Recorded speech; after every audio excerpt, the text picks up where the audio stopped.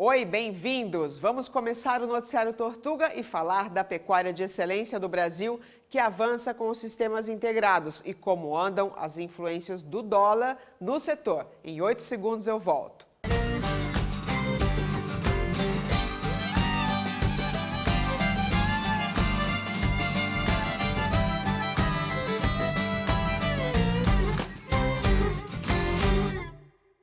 Bom dia a todos! Nunca é demais falar das vantagens e dos impactos positivos dos sistemas integrados preconizados pelos pesquisadores da Embrapa. O nosso convidado de hoje, o Miguel Gontijo, é da Embrapa Milho e Sorgo. Isso mesmo, e agora direto de Sete Lagoas, em Minas Gerais, vamos conversar aqui com o Miguel. Bem-vindo ao programa Noticiário Tortuga, Miguel.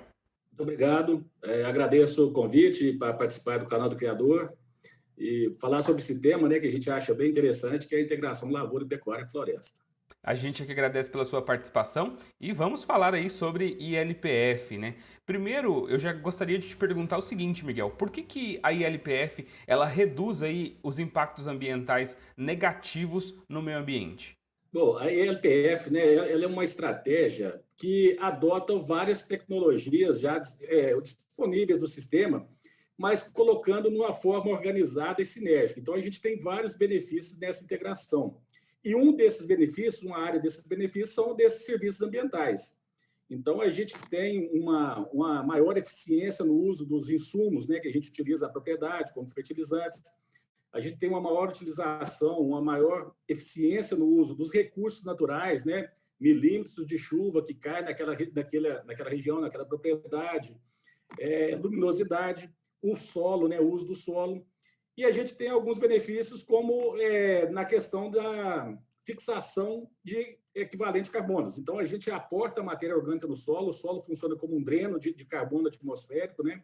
Estimula os ciclos de crescimento das plantas, né? Que a única forma de retirar, uma das formas, né, de tirar esse carbono da atmosfera é via fotossíntese. Então, se a gente estimula o crescimento, o desenvolvimento das plantas, a gente acaba fixando, né, retirando esse carbono um pouco do solo.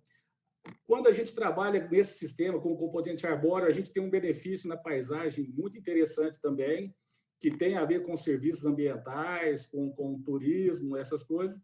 Então, é uma tecnologia que agronomicamente, tecnicamente é muito boa, economicamente é muito boa e ambientalmente ela é muito amigável. A ILPF, ela permite aí que o agricultor, o pecuarista, ele permaneça com margens lucrativas e também aí com essa pegada da sustentabilidade? Sim, esse para a gente é o grande trunfo da estratégia EPF, porque você consegue ter sinergismos entre esses componentes. Então, do ponto de vista de produtividade, a lavoura traz benefícios para o ambiente de produção da pastagem e a pastagem traz benefícios para a lavoura. E quando a gente tem o componente arbóreo no sistema, a gente tem uma utilização dos recursos naturais, dos insumos, durante 100% do ano. Então, você também melhora essa eficiência e acaba repercutindo isso em rentabilidade, em lucratividade. Não pode chegar uma hora em que essa integração ela cause aí uma estafa na capacidade do solo? Quando a gente trabalha de forma adequada com a estratégia de integração, né, nessa intensificação sustentável, na verdade, a gente acaba melhorando esse ambiente produtivo do solo, né? A gente pressupõe fertilizações adequadas para as culturas, de acordo com as produtividades, a gente pressupõe uma rotação de culturas, né? Então, a gente pressupõe aporte de matéria orgânica no solo. Então, ao contrário, a gente entra num ciclo virtuoso de construção da fertilidade do solo. É o ambiente de produção, a tendência é ele melhorando quanto mais tempo a gente estiver utilizando a integração nesse caso. E quais que são os principais cuidados aí que o produtor ele precisa ter ao adotar na propriedade dele a integração? A gente precisa separar essa integração pelo menos em dois sistemas. Um que a gente tenha o componente florestal, né? Então a ILPF, um silvopastoril, um ILPF completo, e o sistema sem o componente florestal, que é a lavoura pecuária. Então, quando a gente tem a lavoura pecuária, sem o componente arbóreo, não existe restrição alguma para qualquer produtor utilizar. O que ele precisa fazer é um planejamento bem feito para saber se ele tem os equipamentos, os insumos, os recursos disponíveis, recursos até financeiros, para intensificar essa produção. E nesse sistema sem o componente arbóreo, na ILP, é um ganha-ganha. As duas atividades não competem. Ou um momento você está utilizando a lavoura naquela área, no outro momento a pecuária. E é uma soma de 2 mais 2 igual a 5. Então, essa não tem restrições nenhuma. Quando o produtor opta, às vezes, por colocar o componente arbóreo no sistema, aí você já tem uma exigência muito maior com esse planejamento, porque o componente arbóreo ele complica mais. A gente passa a ter uma competição entre as atividades. Ao mesmo tempo que eu tenho árvores naquela área, eu tenho uma pastagem, então elas estão competindo ali por insumos, por luminosidade, e quando é a lavoura, a mesma coisa. Então, aí é necessário um planejamento maior. E o fator mais importante, se o produtor optar por colocar árvores, é o seguinte: normalmente, a gente pressupõe que esse componente arbóreo tem que ser o mais rentável, porque ele complica muito todas as outras atividades do sistema. Então, atenção especial a mercado, se existe um mercado regional para aquele produto, e preferencialmente também agregar valor a essa madeira. Você não vai introduzir árvores numa pastagem ou numa área de produção para produzir, por exemplo, lenha, né? Alguma coisa de baixo valor agregado. Então, é preciso escolher um componente que vai trazer maior rentabilidade para justificar toda a complicação que pode causar. Existem benefícios da árvore? Existem, ambientalmente, em termos de conforto animal, né? A diversificação da produção na propriedade, você passa a ter mais produtos, mais espécies na área. Mas é preciso muito cuidado nesse planejamento, muito cuidado com o mercado e condições edafoclimáticas, condições de solo e clima para aquela espécie que você optar utilizar. O produtor precisa de planejamento, né? Ele vai instalar ali na sua propriedade a integração lavoura-pecuária, ele precisa se planejar para isso. Miguel, muito obrigado pela sua participação aqui no nosso programa de hoje. Um bom dia aí para você. Bom dia a todos, obrigado. O agronegócio brasileiro melhora continuamente em autossuficiência, mas os impactos dos movimentos de valorização ou desvalorização das moedas também refletem de forma severa nos preços dos insumos e nas cotações da produção. Cautela nas decisões nunca é demais. O Cairo Rodrigues recebe agora o Lucas Brigato, que é head de câmbio da Etmos Investimentos, para tratar desse assunto. Isso mesmo, e agora direto de Campinas, quem fala aqui conosco é o Lucas. Bem-vindo ao programa Noticiário Tortuga. Obrigado, Cairo. Prazer estar com vocês aqui. Prazer é nosso em recebê-lo aqui. Lucas, a gente sabe que o agronegócio ele vem constantemente evoluindo, trazendo novas tecnologias aí para o setor, e muitas dessas tecnologias a gente depende de importação de algum insumo, de algum material, ou até mesmo da tecnologia no geral. E para isso o produtor, o mercado, ele precisa ficar sempre atento aí, principalmente ao dólar. Por que o dólar ele continua tão caro hoje para o nosso mercado e existe uma perspectiva de que esse preço ele vai cair? Com certeza a culpa não é do agronegócio para o dólar ter subido assim, né? Houve um processo de desvalorização do real bem acima da média de outras moedas emergentes perante o dólar, né?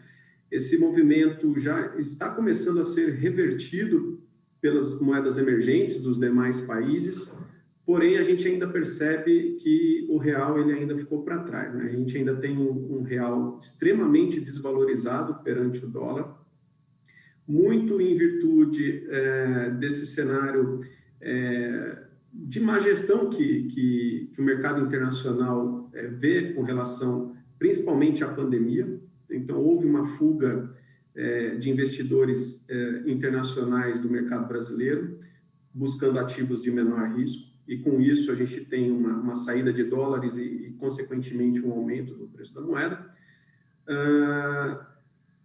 E, além disso, todo um processo de redução de juros que nós tivemos desde 2016, deixando ainda o mercado brasileiro menos atrativo para a entrada de dólares e investidores internacionais. Então, uma receitinha de bolo aí que fez com que a moeda americana se valorizasse tanto.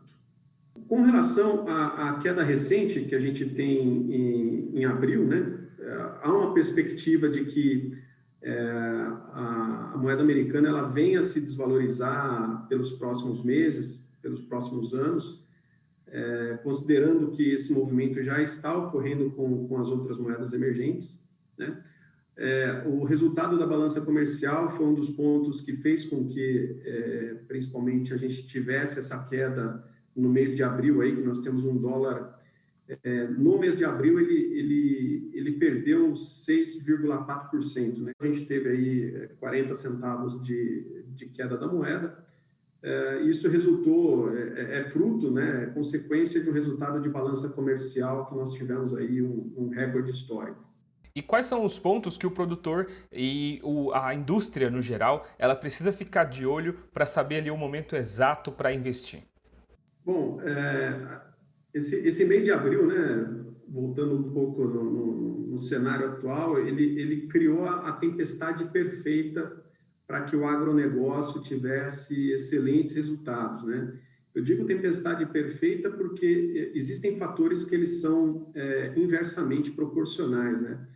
Oferta e demanda, volume e preço, são coisas que normalmente caminham para lados opostos quando a gente fala de mercado em si.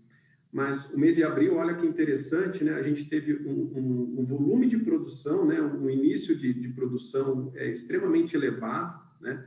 Com destaque, obviamente, sempre elas, né? Soja, algodão, café, que tiveram aí produções mais elevadas do que ano passado, né?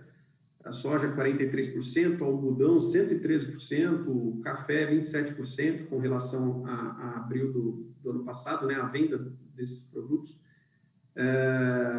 Isso no agronegócio como um todo, 44% de aumento de vendas versus abril do ano passado. Tudo bem que abril não foi ali, o abril do ano passado, né? Não foi um parâmetro muito confiável, porque o mundo parou, né? Em abril do ano passado, mas ainda assim a gente está falando de volumes que atingiram aí patamares bastante elevados, tanto de produção quanto de preço. A gente tem aumento de volume, a gente tem aumento de preço, a gente tem aumento de dólar e um aumento de demanda. Quer dizer, todos os fatores que pelo menos um ou dois deles caminhariam para direções opostas, nós tivemos esses 4 fatores em elevação. E aí é onde a gente cria a tempestade perfeita para um agronegócio com resultados bastante expressivos, né? Só que esse resultado expressivo, né, a consequência dele é justamente esse resultado positivo de balança comercial também, que foi um resultado recorde no mês de abril, né? A gente está falando aí de um superávit de 10,3 bilhões de dólares. Isso é recorde nos 33 anos que a balança comercial é medida, né? Consequentemente, né, esses 10,3 bilhões de dólares que entram forçam a moeda para baixo. E aí é onde a gente detecta essa queda mais repentina do dólar, parte dela como consequência do próprio volume de exportação, consequentemente o agronegócio participando muito disso, né?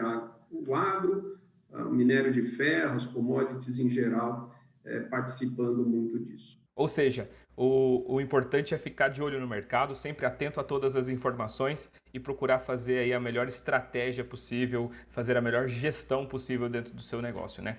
Lucas, muito obrigado mais uma vez pela sua participação aqui no nosso programa. Um bom dia aí para você. Bom dia, eu que agradeço. Conte sempre conosco. Um abraço.